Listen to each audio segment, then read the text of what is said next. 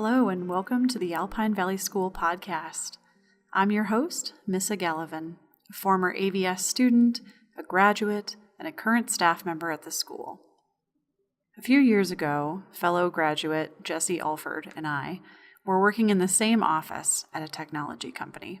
We were working in different departments. I was a project manager and he was in technical support. But a friend who knew both of us somehow connected that we knew each other. And he asked me, "Do you know Jesse Alford?" And I said, "Yeah, I do. We went to school together." And this man, who was a manager, stepped back and thought for a second and said, "Oh, that makes sense." And I sort of laughed and asked him, "Why? Why does that make sense?" He said, "You both have this determination that just comes off of you in waves. You can't miss it." And so he said he'd just seen that in both of us, and so it was obvious to him that we went to the same school because we'd both obviously learned this valuable skill somewhere. After that conversation, about a week later, he came back to me, this same manager, and said, "Are there more people who graduated from this school? And would they come work for me?" And I think Aubrey Suter said it best in episode 10 of the show when she was talking about Alpine Valley School students making things better wherever they go. That we just leave behind us a better place than when we arrived. And she mentioned that in answering questions about how Alpine Valley School students find their place in the job market.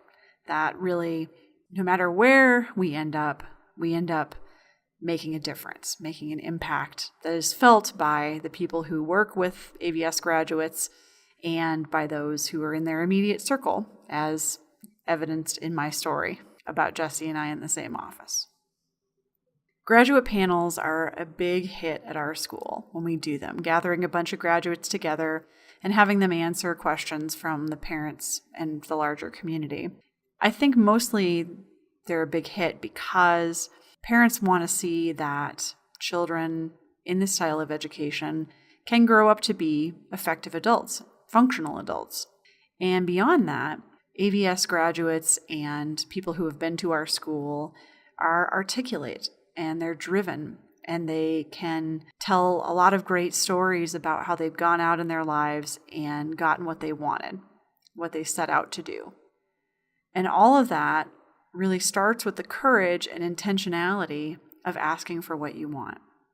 I first heard the phrase, "ask for what you want," from my husband, Sean Gallivan, who was telling me a story about a time that he and a coworker were traveling and they went to an airport McDonald's, and it was just the end of breakfast time at McDonald's. So here, at least in Colorado, they only serve breakfast at McDonald's until 11 a.m.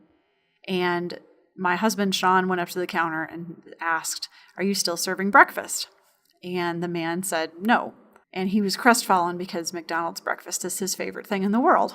So he went ahead and ordered a lunch meal. And the man he was traveling with stepped up to the counter and said, "I want an Egg McMuffin."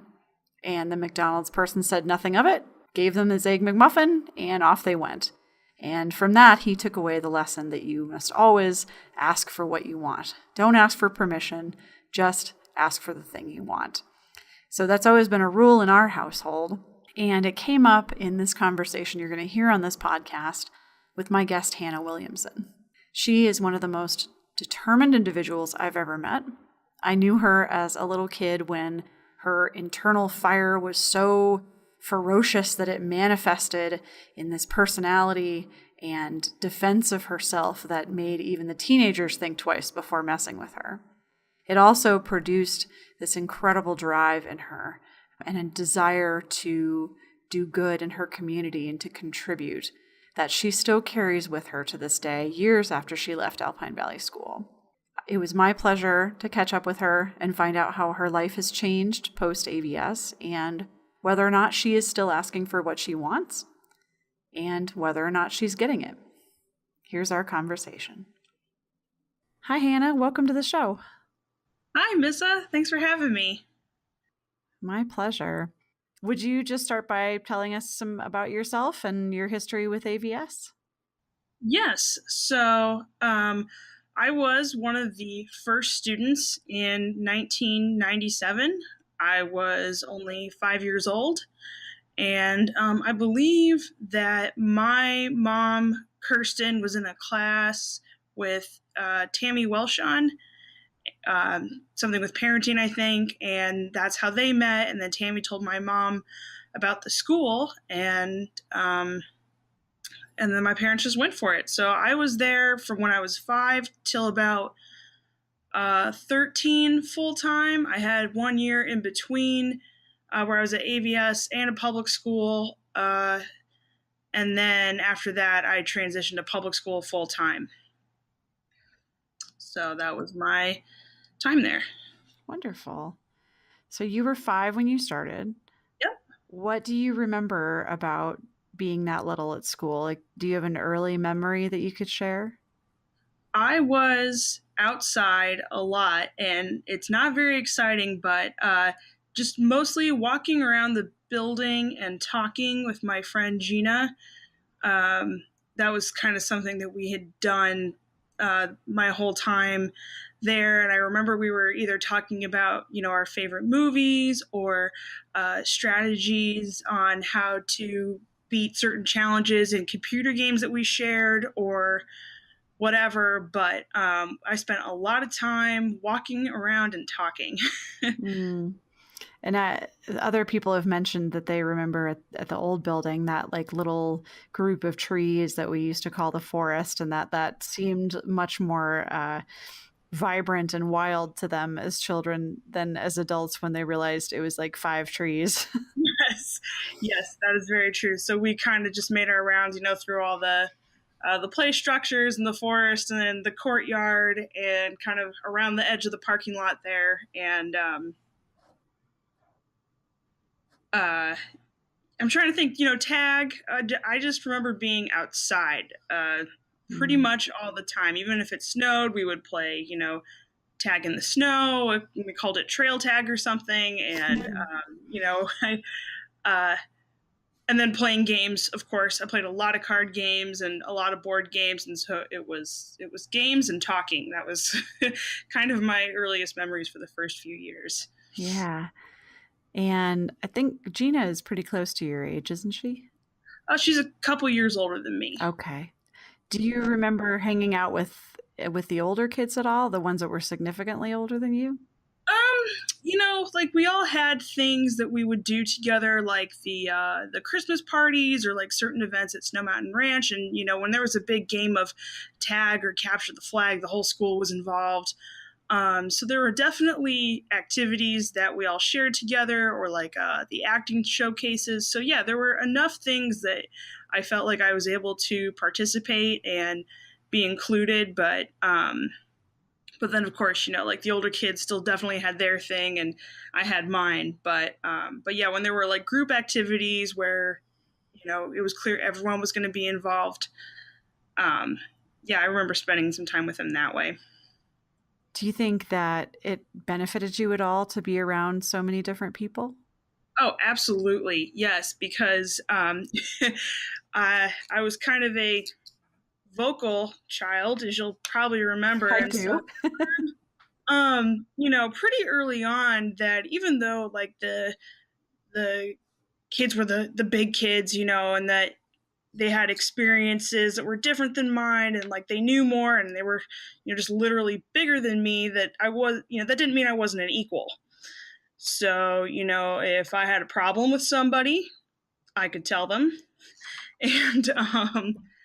And so I always knew that I was going to be heard or, or at least I'd have a seat at the table. And so I think being around big kids kind of helped me not internalize like this hierarchy that comes with like age or authority figures.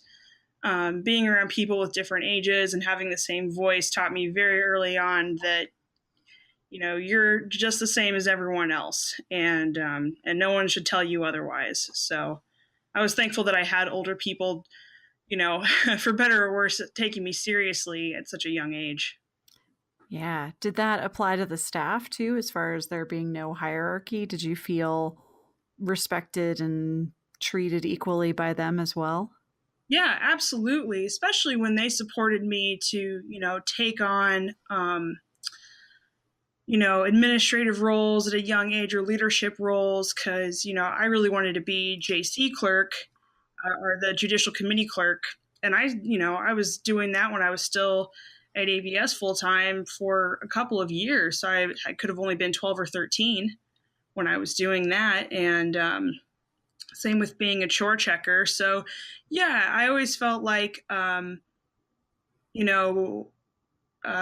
staff members would show concern. And I mean, there were still times where, they kind of feel like your parents after a while. And so there's some intimidation in that way, I guess, if you're in trouble or something. But it was a very different relationship. It felt more like, like a surrogate parent that cared about me and was showing loving discipline or something than, some authority figure that I have no connection to or doesn't know me or is just giving an explanation of because I said so. They knew that if they were going to approach me, they had to give me a good reason for it. And that, just being the adult in the room wasn't enough. Yeah, definitely. Besides being JC clerk and chore checker, which you already mentioned, what sort of things did you do at school as you got older?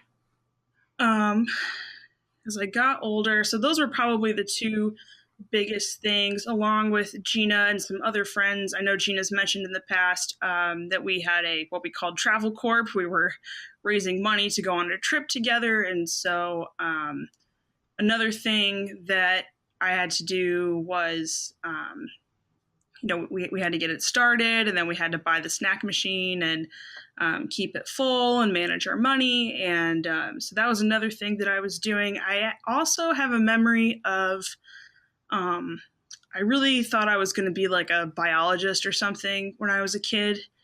And I kind of fell more into loving humanities, but I always wanted to learn about anatomy specifically. And so I actually had a staff member support me to order a rabbit. And then Kayla Carner's mother, Laura, volunteered to walk me through it and show me, this is the heart, these are the lungs. And a dead rabbit, I take it. Yeah. So I don't even remember how on earth I did that. I obviously had the support of a staff member, but but yeah, we were able to get a dead rabbit that was filled with formaldehyde and everything. And we actually had a little science class that day. And I did gymnastics when I got older, and I felt like I was pretty darn busy the last couple of years. I really wanted to, and sign language too. So I remember there were a lot of things where I had a lot of different interests, and we would go up to the staff members or the big kids or whatever and say, hey, we want to do this. Or sometimes the big kids would show an interest and we would tag along. But yeah, I remember as I got older saying, I want to learn about this. And somehow, some way, someone would make it happen. And I wish I could remember how, but that was just so long ago. Oh, sure. Did it ever feel strange to you to ask for a class, to not have that provided to you?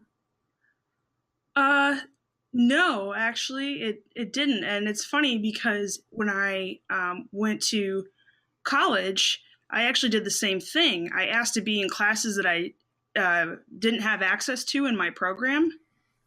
And so I've always just known, or I guess AVS teaches you at a very young age that, there's nothing wrong with having multiple interests or, and it might seem crazy, to ask if we can have a dead rabbit at school. But, if you explain yourself and say why you want to do it, then you're oftentimes going to get support. And then, so no, I don't really think it's weird to take charge for your education.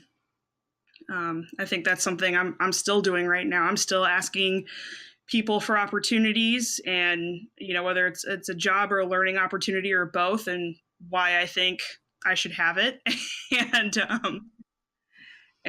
So no, I guess it's just it's kind of a habit at this point. So no, it doesn't seem weird. Yeah, that's wonderful, and it seems like that's a good skill to have, to be able to ask for what you want. Yeah, absolutely. Because I think it helps you articulate what you want a little bit better, because then you can really think it through. Like, is this something that I want to do? Well, why do I want to do that? What kind of preparation do I have to do to make that happen? And, sometimes it ends up with the conclusion that you're like, oh, that's actually not as interesting as I thought it would be, or, I don't really want to do that. But most times, it just helps me create an argument for whoever I'm asking support from, and for myself to say, no, this is really why I want to do this.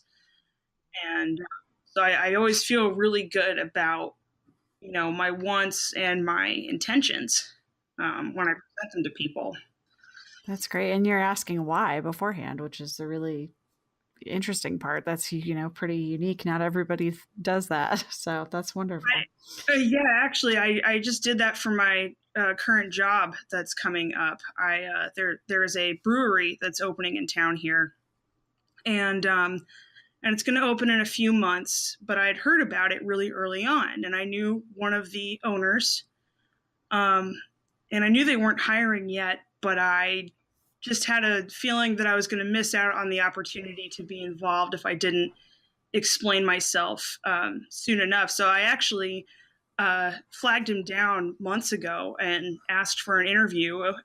And he said, okay, well, sure, if you want. And I said, yeah, I really do. And I said, listen, I kind of, just for planning for my own future, want to know, like, do you guys think you're going to want to hire me? Because I think it would be awesome and I'd be a really great fit. And, I want to get the opportunity before it's too late. But I also just need to know right now, because if not, I'll move on to the next thing. And they said, yeah, sure, we'll hire you. And they've been me. And so, that's kind of how it's worked out for a couple of jobs, actually, is I've just said, hey, can I just have this job? Like, I think that's like a secret. Like, people don't know you can do that. Like, you tell that to somebody and they're like, what? I have to wait for someone to tell me and like, come ask me. You're like, no, you just go up and you're like, give me this job. And that, like, that's great.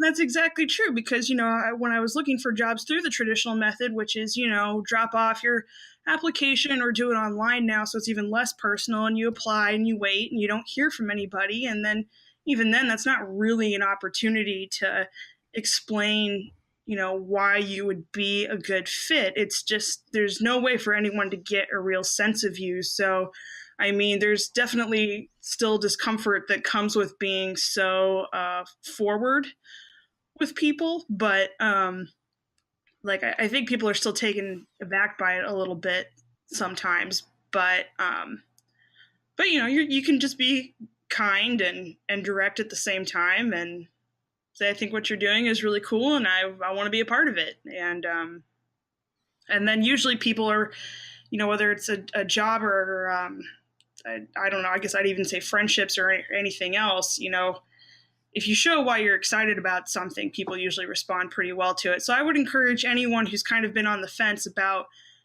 making a friend or asking for a job or any kind of, or, you want to take that class that technically you're not allowed to take. Just go for it. People respond to sincerity and enthusiasm really well, oftentimes. Yeah, absolutely. I'm writing down right now, ask for what you want. I think we found the theme. Perfect. So when you talked about when you left AVS when you were 13 and you ended up going through public school for the rest of your schooling career, tell me about what prompted that. What's the story there? Well, I think part of it was finances. My parents were going through a divorce, and so there were a lot of things that we had to cut. Like, I was involved in some things outside of AVS, like, piano lessons and taekwondo classes, and money just became really tight. So I think, unfortunately, that was part of it. But, as I'm sure a lot of parents, or prospective parents know, that sometimes it's kind of concerning jumping into an alternative school system. And so I think, there was some pressure, I think, from my mother, and I can't, completely say for sure, but I know that I saw it a lot too. People were concerned with my, intelligence and, my ability to participate in society outside of AVS, and it wasn't really based on anything in particular. I think it was entirely assumptions, but those assumptions were still very hurtful and constant. And so I think for a variety of reasons, that was why we had to leave. And I'd also like to make it clear that I don't think we think that was the best decision. I actually think I was on a better track to learn a lot more, a lot quickly, personally. But anyway, I think that that's what prompted the decision, was just a lot of factors outside of AVS that didn't really have anything to do with AVS, just how we handled it. Sure. One of the things that people are often concerned about is if they decided to leave, that they couldn't necessarily integrate into a more traditional school again. How did you find that transition? I was shocked. It was, I was way easier than I expected. Everyone just told me that I was going to just be an idiot. Like, I was going to go into public school and every class was going to be like people were speaking a second language, that I could just never catch up. So, I mean, it was really scary. And then, when I went in there, my mom said, she's like, they're not going to, test you on things that they don't teach you first. And, for the most part, that was true. And so, I mean, with AVS, I already knew, okay, well, when I want to learn something, here's how I go about it. And I mean, I still know how to like read and absorb information and, things like that. So when someone said, okay, here's what we're going to learn, I mean, I knew how to be a student. It was just about things I cared about, not what someone else was telling me to do. So that was really the only frustrating part, was taking classes for things that just were of no interest to me. But I mean, I was, immediately in honors programs and, and then in college, I graduated early and I maxed out my credits. Every semester, I graduated summa cum laude. For all the people who keep score of things like that, I think I succeeded in that system as well as anyone could have. Yeah. So yeah, I think it was, again, a lot of assumptions that weren't really based on experiences or reality. And so when I went there, I found the transition academically to be pretty easy. Emotionally, I can't blame like any individual that's in the public school system, but it is harder for people to have personal relationships with students. And so when there's, tragedy at school or at home, there's not a lot of space to, grieve or whatever. And so that's what was really hard, was if life hit you outside of school, they didn't really give you a whole lot of time to adjust. Mm-hmm. And then there was one semester, after my father had passed away, that my grades started to slip a little bit. And I mean, this was still like, B's and C's instead of straight A's or whatever. But yeah, there wasn't a lot of room for me to say, hey, I'm grieving right now. Can I not turn in this assignment, or can I have an extra week or whatever? And I actually didn't get a lot of flexibility that way. I was told no. Wow. In a lot of instances. So, and that might be like an exceptionally terrible experience. I have no idea. I just have my own. But yeah, I would say that was the harder adjustment, that I couldn't just say, wow, really? I can't take a week off or something to grieve about this without just completely falling behind and, destroying my chances of catching up. At that moment, I understood what people were talking about, but, I didn't fall behind because I couldn't keep up with what the school wanted to show me. I fell behind because suddenly I had to prioritize things differently. And so when school couldn't come first for a short period of time, then in that one semester, it was very difficult. Yeah, absolutely. I can only imagine. And then did it feel like you didn't have that support on top of it? That must have been very difficult. It was. Luckily, I had Gina and all my AVS friends. And And I had made one or two public school friends that I'm still in touch with as well. So there were some individuals that I could reach out to, and that really did make a big difference. I was not having the support degree from the school without consequences, but, thanks to AVS and teaching me how to, just like my education, investing myself in relationships that are important to me. I've never experienced feeling alone or anything like that. Well, that sounds wonderful. It is. It's still really, really awesome. I actually just saw Gina this week. I was in Colorado for a quick weekend. And, my mom's always like very protective of my time when I come back into town because I don't live in the state anymore. But, when I say, well, I want to see Gina, she goes, okay, well, Gina's different. Gina's right. She's different than all the other friends because she's been my closest friend for 20 years. Oh, I have some AVS friends like that too. And it's a great feeling. It's like family. It doesn't even feel like friendship anymore. It's like the family you chose for yourself. Absolutely. And same with, Josh and Aubrey and Ann and Kelsey. There are a lot of people that I still keep in touch with, but Gina's definitely the one I talk to the most. Sure. So tell me about what you're doing with your life these days. You said you moved out of state. And you're now working at a brewery, I'm guessing, or about to? I'm about to. So right now, I've actually had a lot of interesting jobs. I moved to Michigan to live with my partner because when I graduated college, I decided investing in a relationship instead of a career.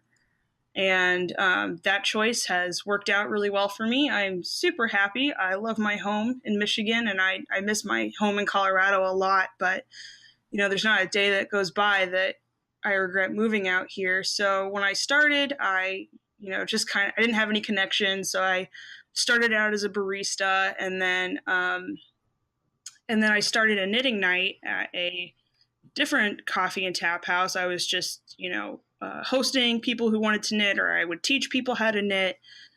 That led to a job at a yarn company, and I learned how to, dye yarn and learn how to run a small business. And all the while, people knew that I was always invested in community building. Actually, my knitting night, we have a charity fundraiser this weekend that I'm putting together. So everyone is knitting stuff to sell. And then whatever we don't sell, we'll donate to the same cause. We're raising money for a safe house in the area. Oh, wow. So I got to the yarn shop, and then sadly that small business went out of business. And then again, through the knitting night, my current job is the husband of one of the knitters who owns an insurance agency said that he recognized that I was invested in community building and, maintaining relationships. And he knew that I had some management skills because I did a lot for the yarn company. I was doing research and writing training manuals and training people and handling all the shipping. And so I had some skills doing things like that. And he asked me to be his community outreach director, which I am still doing part-time until the brewery opens. And so my job is to reach out on his behalf. And, instead of spending money on a billboard, we would invest money in philanthropic projects like supporting teachers with school supplies from 5 different schools, or, we're giving to like a lot of food banks and things like that for Christmas right now. I've reached out so that he can give talks about insurance to new entrepreneurs at the local community college here. And so I've kind of been networking on his behalf. But so that's currently what I do, is just I kind of put him out there because he's passionate about a lot of things and he just doesn't have the time to do it. And he knows that that's something that I like to do and I can do. So that's what I'm doing right now. And then with the brewery, I'll be wearing a lot of hats kind of in the same way, brewing, bartending, managing, training, all kinds of different stuff. I'd like to wear a lot of hats. Yeah. Jack of all trades.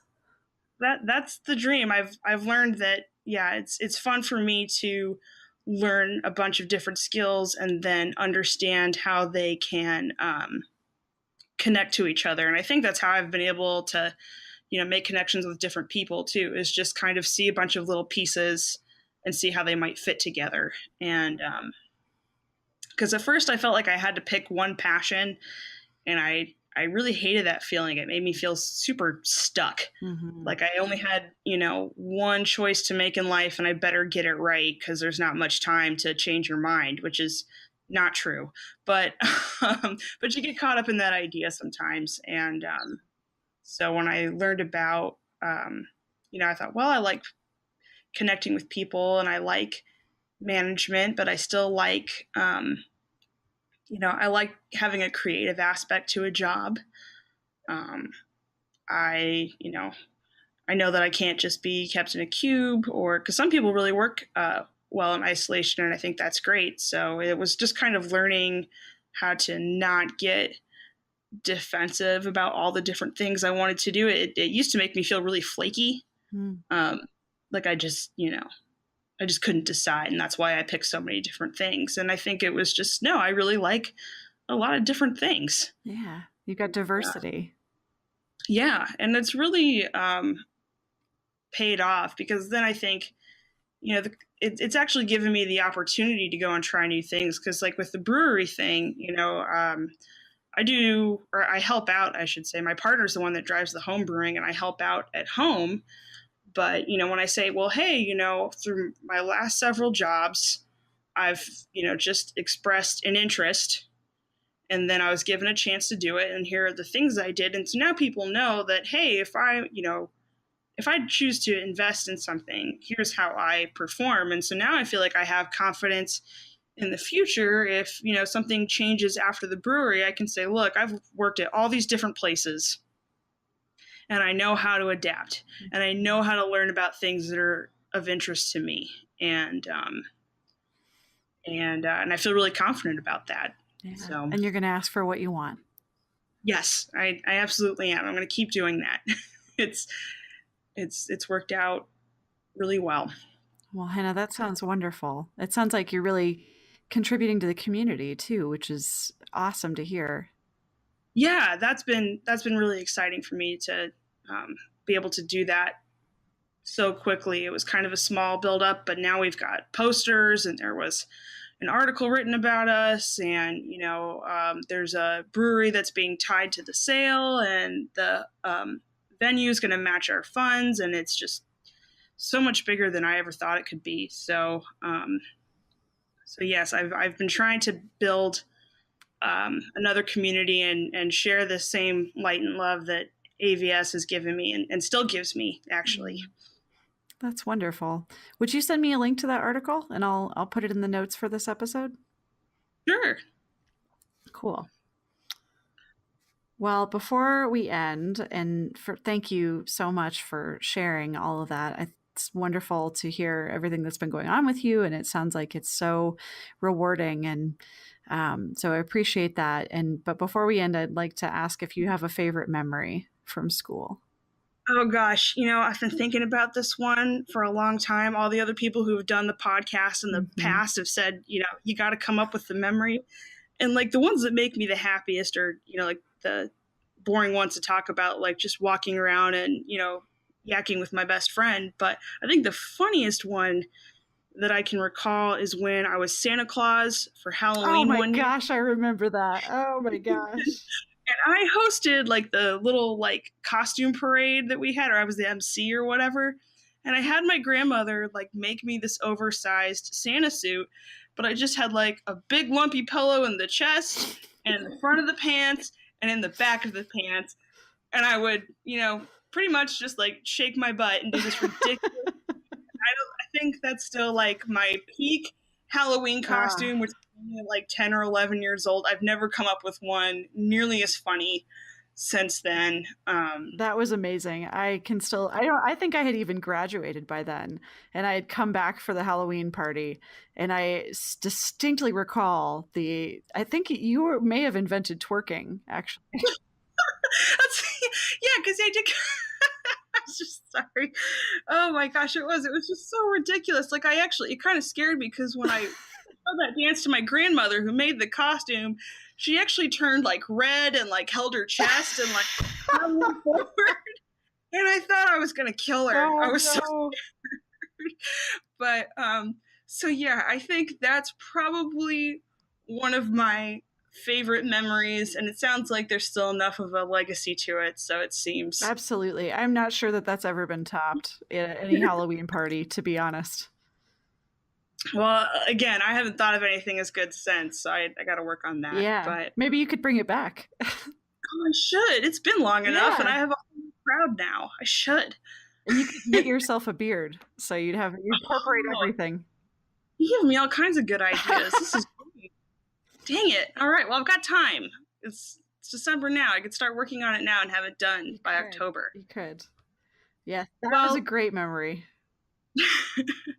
Thank you so much for giving me the opportunity to talk about AVS and what it means to me and transitioning into public school. That's always something that I've wanted to do. And I guess, if any other prospective parents hear this and have any questions about, what it was like to be in AVS for so long and then in public school and at a university afterwards, I would be very happy to answer any questions because as jealous as I am of people who were lucky enough to graduate from AVS, I am thankful that I get to have the perspective of being in both schools for anyone who might be concerned about it. So absolutely. And I think your story is really helpful in that regard too. So thank you for sharing it. Yeah, absolutely. One of the questions I get asked fairly frequently is about how students at AVS could potentially transition back into a more traditional learning environment, especially high school or something of that nature, if they decided that this wasn't for them or the family needed to move for some reason or whatever circumstance. And I think Hannah addressed that question very well, especially about what it was like for her to move back into a more traditional environment. And that really, it's not all that difficult as long as you know what you want. If you know what you're there for and what you want to do, then you can make that transition. And in a previous episode, Brandon Murphy also talked about that, although he ended up coming back to AVS, but he did spend time in a traditional high school and was able to do very well for himself before returning to AVS to graduate. Now, Hannah didn't end up returning, but she did graduate from college, which she also talked about and I thought was really valuable, and she had a good perspective. Kids find value and meaning in their experience at our school, even if they only come for a few months. It's fascinating to me because we get students coming back to visit us on the campus who haven't been at school for years and were only enrolled for 6 or 7 months. And they still remember their experience at Alpine Valley School very fondly, to the extent that they want to come back and check in with us and say how much this time meant to them. So there is value in what we're doing in this school, even if it's only for a short time, for whatever reason. Thanks again to Hannah for sharing her story, coming on, talking about her experience. If you want to check out the article that she mentioned in her talk, as well as some other resources, including a very cute picture of her as a student, you'll want to head over to the show notes page at www.alpinevalleySchool.com/podcast/EP17 for episode 17. If you want to connect with Alpine Valley School, we are on Twitter at Alpine Valley SCH. Couldn't fit school into the Twitter username, so it's Alpine Valley SCH. On Facebook, we're Alpine Valley School, and on Instagram, we are at Alpine Valley School, all one word. Our Instagram and Facebook feeds are updated daily during the school year with real-life pictures from day-to-day life at the school. These are not staged. They are real projects and real events that take place at school during the day that we capture and share on our social media feeds to give people a sense of what life is like at school. Thank you to everyone who is sharing our podcast on social media, emailing it to friends and family, and who are letting me know that they're finding value in the show. I just want to give a quick reminder about the podcast hotline, which we started in the previous episode. It's a number you can call to leave a voicemail with your comments and questions on the show that we will air on an episode of the podcast. That phone number to call where you can leave your message is 720-580-3384. So if you want to leave us a voicemail to be featured on the show, call that number. Otherwise, you can send an email to podcast@alpinevalley.school.com, or you can attach a voice memo if you want to have your message played on the air that way. I'm always on the market for new show ideas, new avenues to pursue. So if you have anything that is burning away inside of you, please send it to me because I would love, love, love to have it. Some of the best ideas I've ever gotten for the show came from listeners, and I always want to hear more. So please get involved. Leave me your message. I can't wait to hear from you. As always, thanks for listening. I'm Miss Gallivan. This is the Alpine Valley School podcast, and we'll be back again soon with more stories of real learning for real life.